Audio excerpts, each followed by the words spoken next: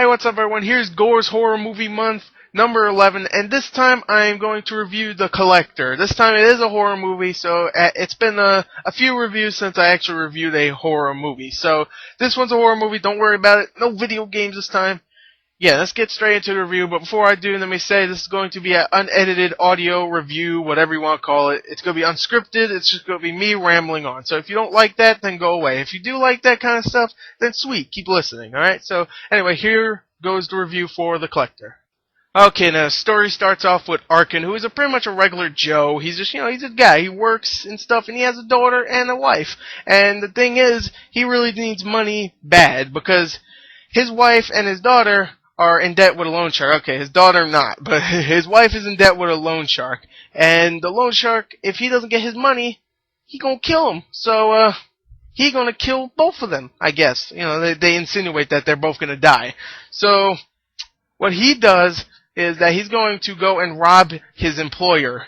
So he's gonna rob this family of people he's working for this, really valuable jewel or whatever. And he does that, he goes in, he's like, oh, I'm being all sneaky and stuff. He gets attacked by a dog. He's like, oh, okay, I'll shake it off. I don't remember them having a dog, but whatever. And then he goes inside, and then he finds out, after a little while, that they've actually been captured, pretty much. They've been kidnapped in their own house, and they're being tortured. And the whole house is set up like a big booby trap. Everywhere he goes, there's some elaborate thing that can kill him. There's a wire that if he goes over it, something comes down from the ground and kills him. There's a thing where if you trip over it, a freaking machete will come down and cut you in half. And there's a whole bunch of bear traps and stuff. And it's a really cool setting. Let me just say that. I really like the setting of this film. And I actually kind of like the story. You really feel for the character Arkin. I mean, he's doing it for a reason. He's not just a plain old robber. He's doing it for a reason. And I felt for him. Because his family's rich, and sure, if they lose that jewel, they'll be like, oh, they'll be sad, but come on. I mean, they're rich. They really are rich. They have a huge house, they have a whole bunch of stuff, and they have a jewel. The jewel like that, come on. They don't need it, give it to Arkin, man. Come on, he's dying over here. Well, actually, they're dying more than him, because they're getting tortured, but, he's dying over here. His wife's gonna die, come on. His children. You have to think of the children. So, yeah, you really fell for his character. So, let me just say that. I really like the story. Now, let me go on to the pros and cons of the film. Alright, let me talk about the pros of the film. I really like the character development in this film. And I really like the characters. Arkin's a really cool character. He just looks like a sweetheart. He's so sweet. I mean, he's a cool, sympathetic guy, so that's really cool. I like the character development. You feel sorry for some of these family members. One thing I didn't like, though, this isn't really a con, I'll just throw it out, that of course, the family has to have one of those daughters that's kind of like a whorish kind of girl, and of course she brings home a date and something happens with that, and yeah, it's kind of annoying when you always have a character like that in every freaking horror movie. There's always gotta be that whorish girl, whatever.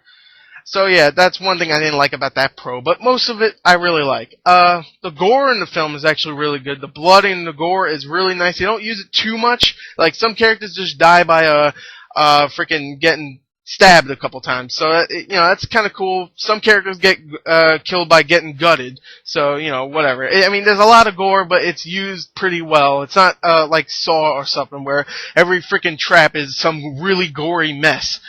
So yeah, that's really cool. I like that. The story, like I said before, I really like the story. I like how it's set in. I mean, we've seen stuff like this, like The Stranger.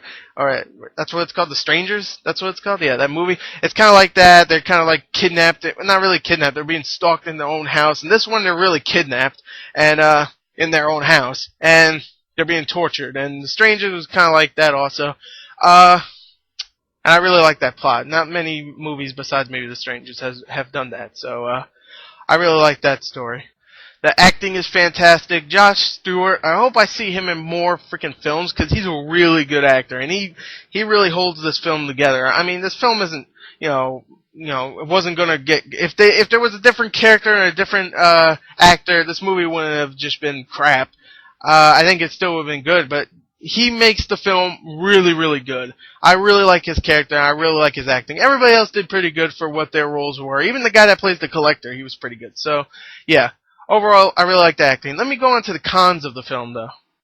Some of the camera angles are a little weird. They do this thing where they do like an aerial view of the house where you can see the whole layout of the house, and you can see like one room and one room here. You can see both of the rooms. You can see both of the characters that are in each room, and they pretty much they do that a little bit too much. They do it like 3 or 4 times, and if they did it like once or twice, that would have been cool. I would have hated it. I really liked it the first time. I'm like, ooh, that's really cool, but it also kind of ruined some of the suspense. Because, I mean, come on, you can see the guy if you go open the door or something and, see if he's there. So it kind of ruined some of the suspense, but it's still not, it would have been good if it was used once or twice, but it was kind of annoying since it was used like 3, 4, maybe even 5 times. So, yeah, I didn't like that.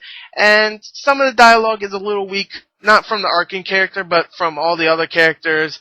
Maybe one here and there wasn't that bad, but some of it was pretty mediocre, I have to say. Definitely from the girl character, the daughter character. She was, the horror character. Let me just say that if you don't remember. She has some really weak lines, but maybe that's because she's not a great actor.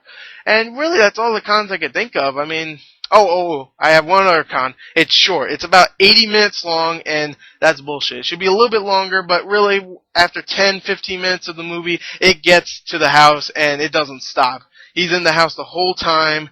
And yeah, that's like an hour of him being in the house getting tortured and trying to save people. So yeah, that's really cool.